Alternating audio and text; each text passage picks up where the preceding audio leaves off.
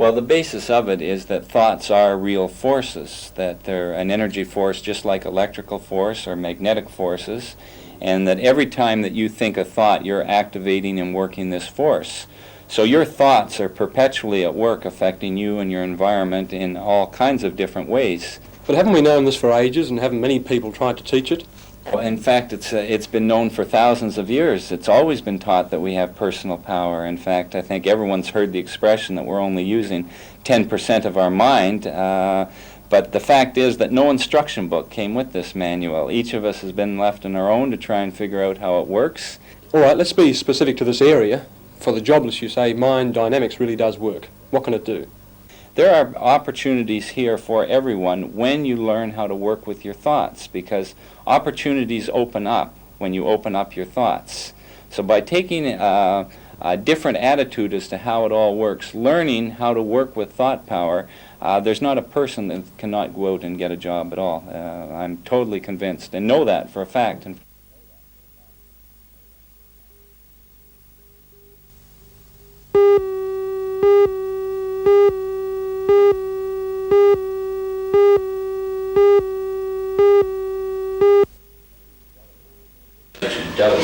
The 2nd New South Wales Regiment has increased its numbers by 100 following the recruiting drive. Each soldier was given the chance to win a holiday valued at $1,000 by getting more people to join up. The winner was Sergeant Glenn Anderson. Through his efforts, a platoon was formed at Nelson Bay. Sergeant Anderson won a trip for 2 to the Gold Coast courtesy of Jay's Travel. The recruiting drive is only part of the regiment's new image. A steering committee has been formed to promote the regiment's image as the Friends of the City of Newcastle. The committee is trying to raise $6,000 to outfit a colour party in the Queen's and regimental colours.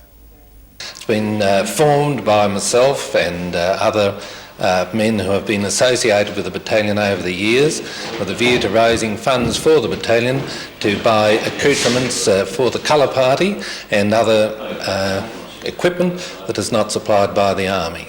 Now, to do this you need a lot of support. Oh, indeed. And I expect to receive it from the many thousands of people that have been associated with this battalion over so many years.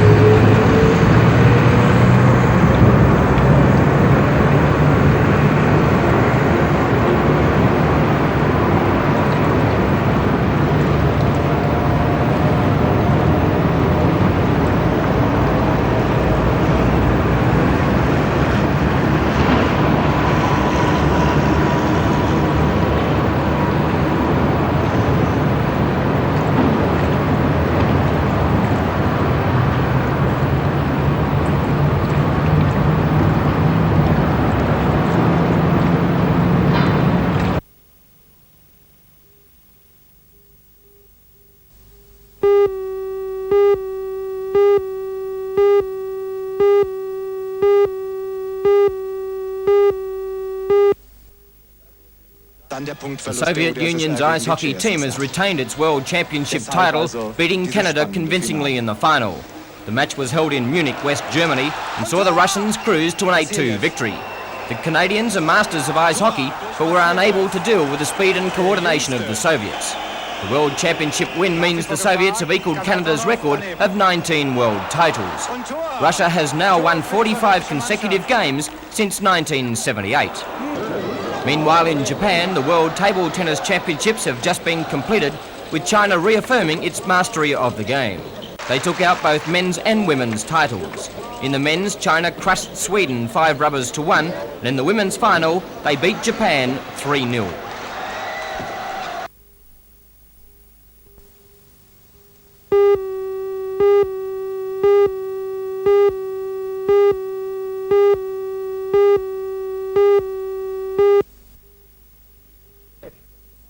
It was Newcastle Cricket's Night of Nights, the 62nd annual presentation night for what is not only this region's but Australia's and in fact the world's biggest cricket competition. The Newcastle City and Suburban Cricket Association is a massive organisation. It's made up of 24 divisions, 132 clubs, 192 teams and more than 3,500 players. And organisers say the competition is still growing. This year's most successful club is without a doubt the Newcastle Technical College. Last night the club took out 8 awards, among them the Win Opie Trophy for scoring the highest number of points, the Joint Coalboard Trophy for being the top multiple team club. The A-grade side was named Team of the Year and the club was awarded the prestigious Sheether and Merrigan Premiership.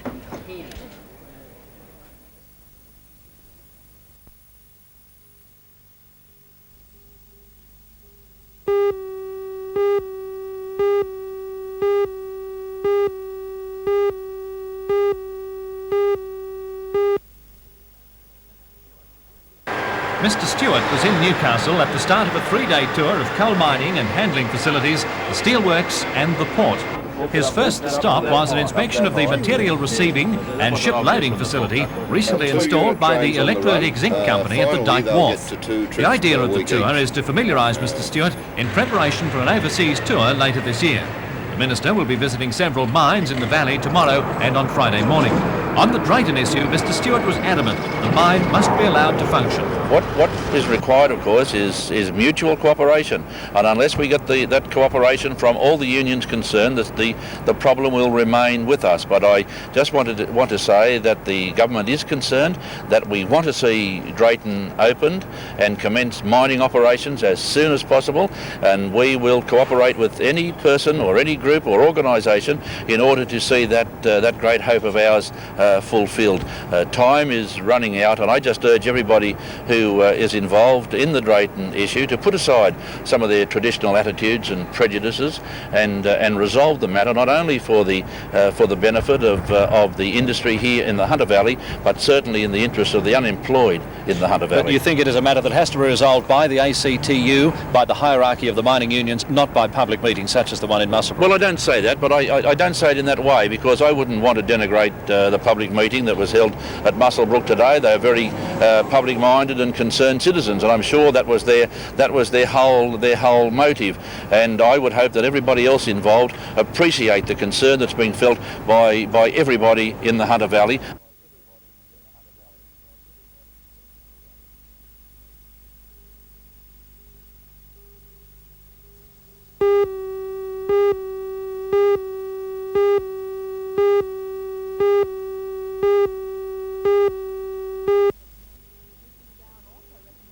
Mr McGowan also recommends that more means-tested financial assistance be given to students to encourage them to continue their schooling.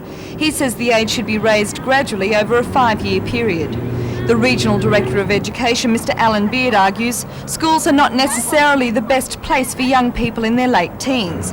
He says the present options for early school leavers provide a number of avenues which would have to be taken over by the schools, a change that would be a very costly procedure, as President of the Principals Council, Mr Ron Fairley, points out. It would be needing a huge amount of money in terms of accommodation, resources, computers, textbooks and of staffing. But what do the students who are directly involved think? I really just think this would be a short-term solution to the unemployment problems. People who aren't academically inclined, who don't want to really be at school, would find things that they're interested in. The school system has become more Americanised. That we'd have to virtually do away with our system we got here in Australia now, and not for the American style.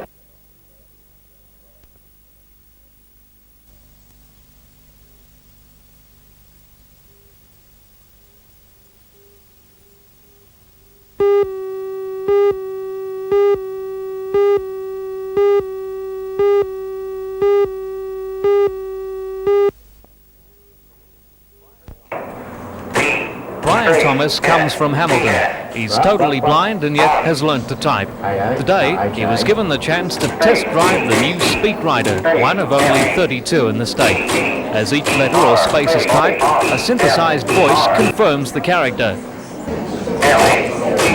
Normally, these machines cost around $10,000, but a breakthrough in remodelling an existing typewriter has brought the price within range, around $1,600. If a blind person is employed as a typist, the government subsidy is available to meet this cost. Well, what does Brian think of the new machine? It's not distracting, neither from the point of view that you're listening as you're typing. As a matter of fact, I think it makes it a little easier, if anything, as reading it back as you go. I think it's a very good machine. The Society has recently come under criticism for not opening its premises more often for blind people to use. At the moment, it's open as an activity centre only 4 hours a week. But as the Director of Client Services, Felicity Purdy, explains, the Society wants blind people to integrate, not segregate. Rehabilitation, of course, means integration into the community. So we don't go about promoting segregated social groups, but if blind people and partially sighted people wish to form those groups themselves, we'll give them every assistance to do so. And assistance, of course, means that our premises would be available for them to use if they wish to do so.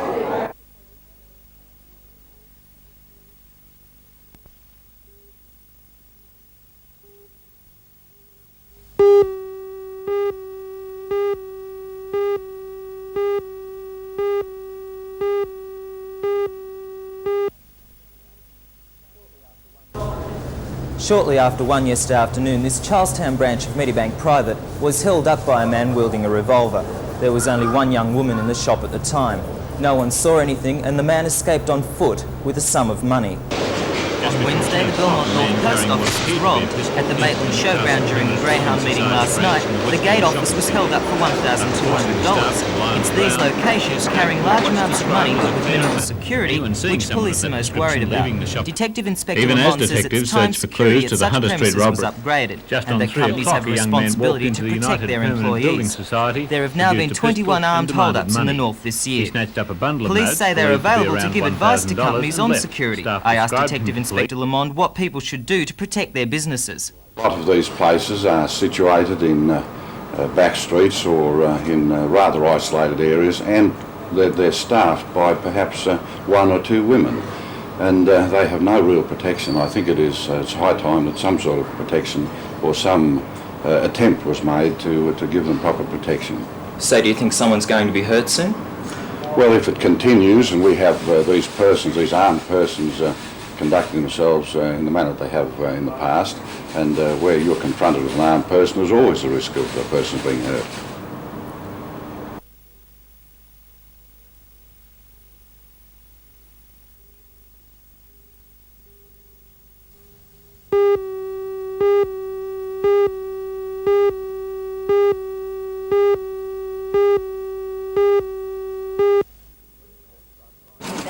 Link courses are designed to give the students in their final years of school a practical awareness of a range of occupations.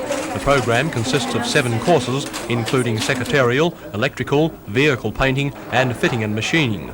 The courses are arranged between Glendale High and Glendale Tech and run for up to 30 hours over 7 weeks. Today, this particular Link course finished. Glendale Tech College Principal John Townsend was playing host to the Associate Principal of Auckland Technical Institute, Jim Powell, and Newcastle Tech's Deputy Principal, Neville Thomas. They couldn't help but be impressed with the Link courses at Glendale. The boys and girls, having had equal opportunity to try out a particular course, had now reached the end of the introduction of a lifetime. The question is, do they think the course they chose to study for up to 30 hours is what they want to do with their working lives? The response has been very, very favourable in nearly all occasions. I've also asked the question, who's coming back next year to do another course at Glendale, and many of the students said, I would like to be in it.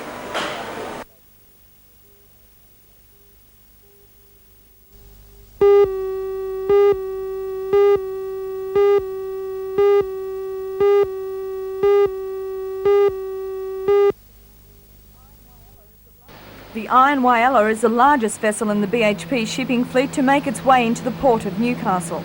Previously, such a venture would have been impossible, but due to a harbour deepening program and the upgrading of BHP's No. 5 ore berth, such vessels can now utilise the port facilities. It's also symbolic in that it signifies a new competitive drive by BHP into international shipping. The Iron Whyalla and its sister ship, the Iron Spencer, can now take a full load of iron ore from Port Hedland and discharge half its load at Port Kembla and half at Newcastle, and then transport a load of coal to its markets in Southeast Asia. This triangulation will provide more economical transport of raw materials to BHP and its customers, and it also has the complete backing of the federal government, according to Transport Minister Peter Morris. The BHP has shown that an Australian vessel of the right technology can participate effectively in the international shipping trades. And the Australian Labor government is committed to the encouragement, development of the Australian shipping industry. We've shown that in decisions this past week. We're going to show it again in legislation to be introduced into the Parliament shortly to provide accelerated depreciation allowances for the development of Australian shipping. And here in Newcastle, in our own region, the BHP has shown with the right technology, with Australian crews, with Australian initiative, that we can expand our participation in international markets.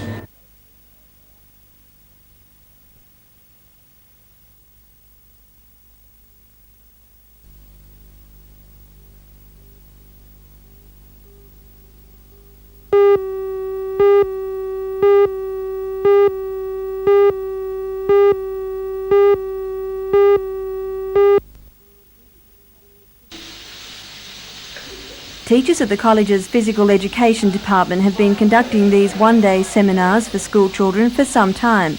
They want to give students from year 10, 11 and 12 a taste of what it's like to be a college student.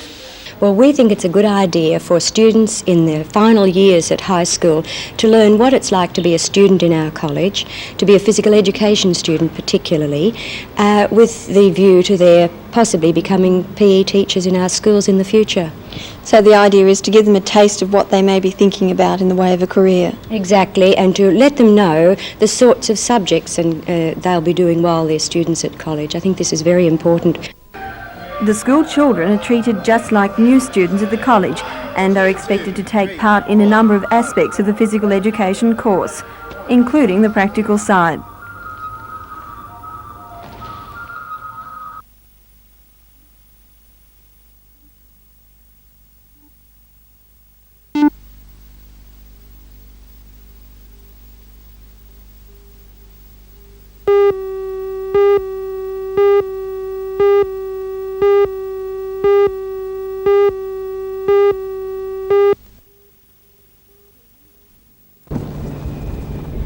Children ranging in age from 8 to 18 years are spending the first week of their holidays learning how to master the art of riding. The camp has been conducted every May for at least the past 20 years, and organisers believe the children accomplish a great deal. The ability or the improvements that is shown just in a week's camp is just immeasurable. Over the years we've had riders that have been around pony clubs for many years. This year there seems to be a big influx of riders who've only just commenced pony club in the last few years. Some have only as recent as yesterday. One of the riders' parents bought a horse only on Saturday and presented it here to the club yesterday. And do you think it's important that children do start from the beginning and learn properly how to ride their horses? It's like anything else in sport. If you are taught right from the beginning the very, very basics and to go on from there is of a great importance.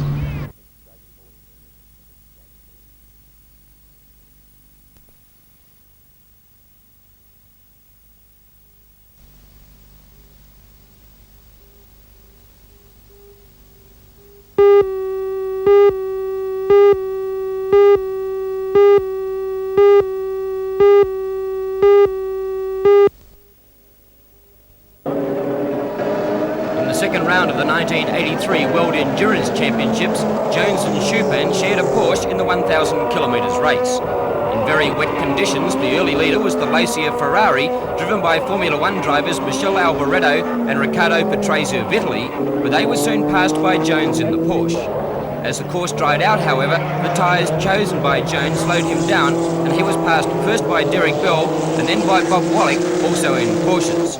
Alboreto was forced to retire with an overheated engine, and Jochen Mass put the car entered by last year's champion Jackie X into the fence. Despite pressure from Wallach, Bell hung on to win, with Jones and Chupin in third place.